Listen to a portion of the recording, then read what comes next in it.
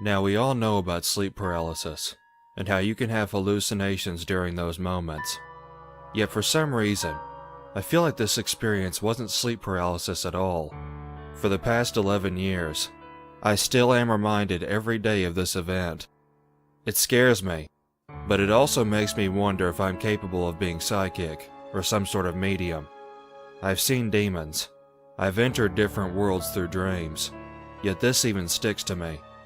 When I was 14, I became extremely ill. I couldn't hold food down. I often found myself vomiting after eating anything. At one point, I was vomiting the water I just drank. It was horrifying. I was thirsty. I was hungry, but I couldn't stomach anything. My mother, knowing I had an eating disorder before, yelled at me for acting out. Yelled at me for being unappreciative. I just moved to a new city, and I wasn't making any friends at my new school. I was constantly being picked on and I hated it. I cried when I got home, and my mother would tell me to get over it and stop being weak. Finally, one day I ate something, and in a split second I was vomiting everything down to the acid in my stomach.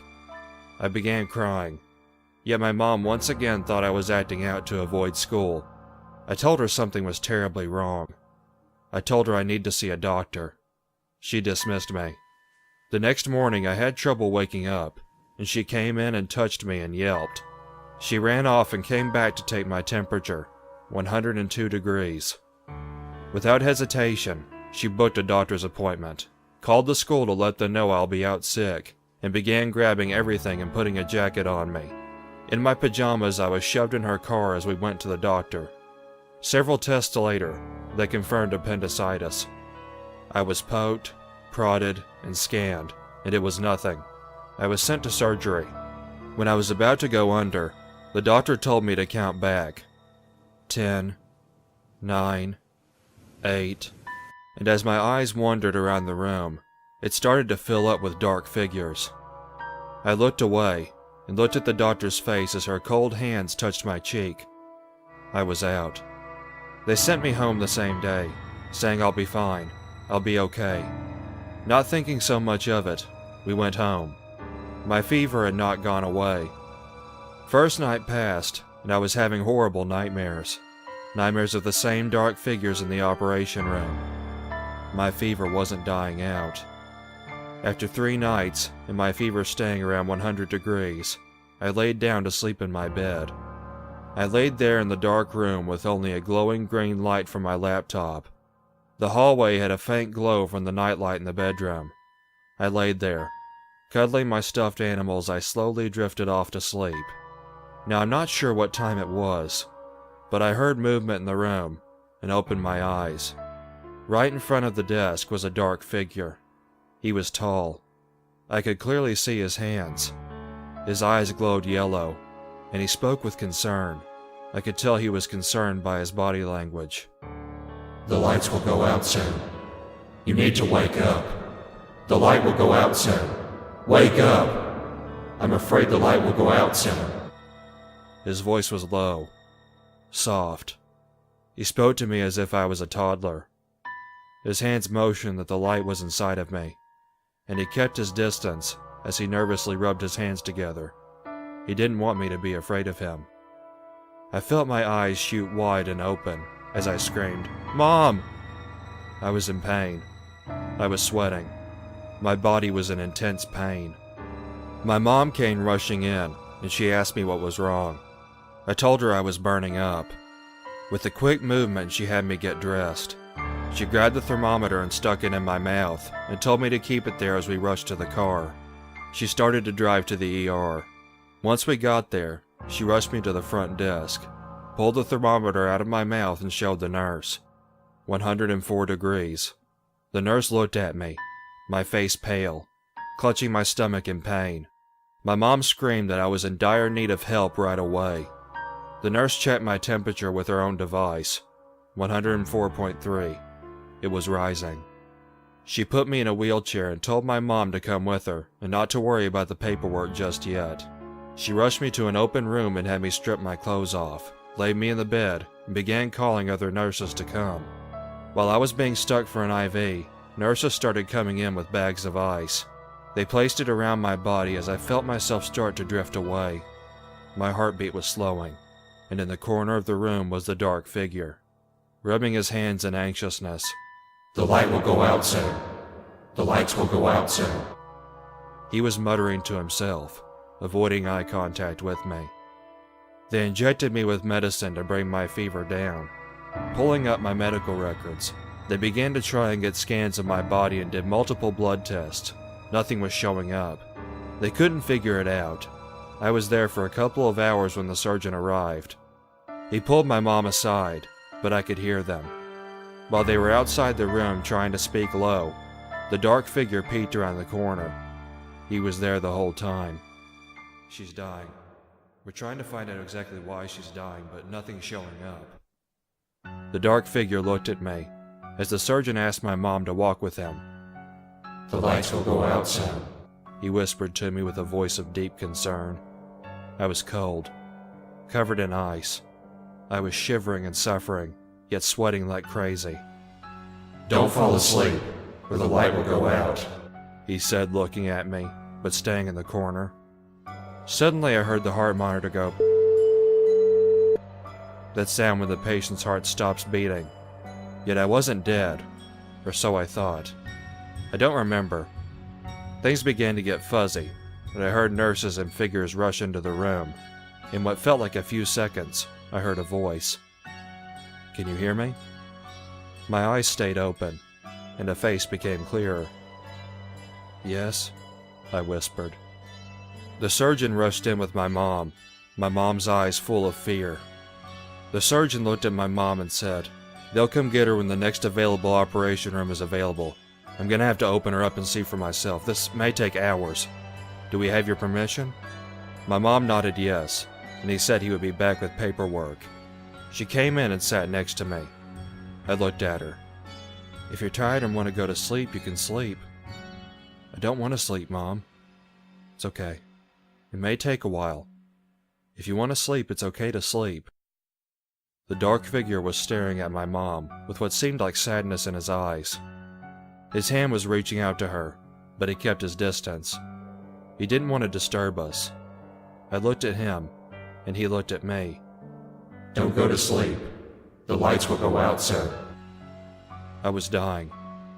I looked at my mom. She knew I was dying.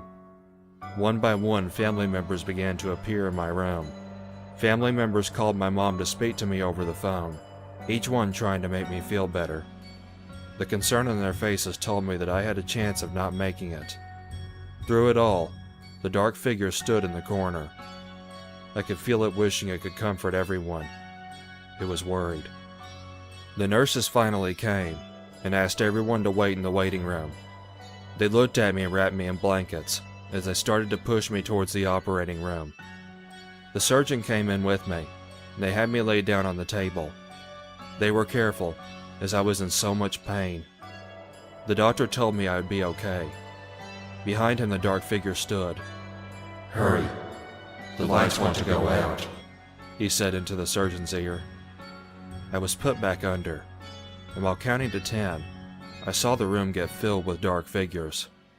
But for some reason, I wasn't afraid. When I woke up, there was a tube down my nose into my stomach pumping out green contents. I felt like I was hit by a car. My stomach felt numb, my mouth dry. I didn't know how to talk. I blinked in confusion, the dark figure standing there, looking at me, and looking around, then back at me. The nurse walking by, busily writing on a clipboard, appeared around the corner. The dark figure stood there watching her, and at the moment she was in front of me, he tapped the pen, which fell onto the floor. Confused, she tilted her head and bent down to pick it up, and on her way back up, our eyes locked. "Oh, you're finally awake, I see. The doctor was able to find the problem. We got you all fixed up. I think you won't be seeing us much after you go home in a few weeks. We have to keep you here, though. You want me to go and get your mother?" I tried to talk, but nothing came out. "Just blink twice if it's a yes." I blinked twice. For the next 2 or 3 weeks I was hospitalized. Whenever no one was in the room, the dark figure stayed with me. rubbing his hands together anxiously, or sitting in silence as if he was waiting. He never spoke. He never made eye contact. When someone came in, he would leave, and when they left, he would come back. I was too tired to speak to him. The last night in the hospital, I told my mom to go home, and I'll see her in the morning. I kept Cartoon Network on to keep me company through the night, as I knew I wouldn't sleep. I could talk now. They took the tube out. It was 2:36 in the morning, when the nurse finally left after checking my vitals again. I turned my head to the dark figure. "Hey." He looked up at me. "Is the light still going to go out soon?" He put down his hands and placed them on his knee. No, it will not. "You're going to disappear once I go home, won't you?" I sounded sad when I asked the question, holding my teddy bear close to me. I'm always with you. You only see me because you need me right now. Is the light my life? Yes. Does everyone have something like you? No. What were the other shadows that were in the room? The others who want to take you. Are they gone now? For now. I stared at my teddy bear and exhaled. I had lost 30 pounds. I was tired of the hospital. "Can you sit next to me until I fall asleep?" The dark shadow nodded. He got up and sat on the hospital bed. I felt the weight of him, but he was sure not to touch me. I reached out my hand and grabbed its hand. It felt like ice. I couldn't make out any details of him except darkness. His skin felt like velvet, soft and powdery, like how I would imagine smoke would feel if we could touch it. I had many questions, but I knew it was better not to ask. My finger felt cold, but for some reason holding its hand felt comforting. When I woke up, my mom was there with clothes for me to put on. The nurse came to put me in a wheelchair and take me out. I could see no signs of the shadow. Part of me believed it was my dad, because he passed away when I was a baby. Part of me thinks it was a guardian, or a ghost that became attached to me. Either way, I didn't care, and I never felt afraid. The following night, I woke up and looked at the clock. 2:36 a.m. I woke up from the usual nurse that would come in to check my vitals. I looked around and saw no traces of the dark figure again. I haven't ever since. I'm healthy now, and I've had more hospitalizations since then, but the dark figure never came back. Yet for some reason I still feel it being near whenever I was in the hospital. Unfortunately, I get sick often, and it's always so strange what happens. I'll be perfectly healthy, and one day back in the emergency room. I named the dark figure Naoda, and described him to my mom one day. She had me talk to a priest, who felt the dark figure was not a threat, but also found it strange to be a shadow. What it was, I'll never know.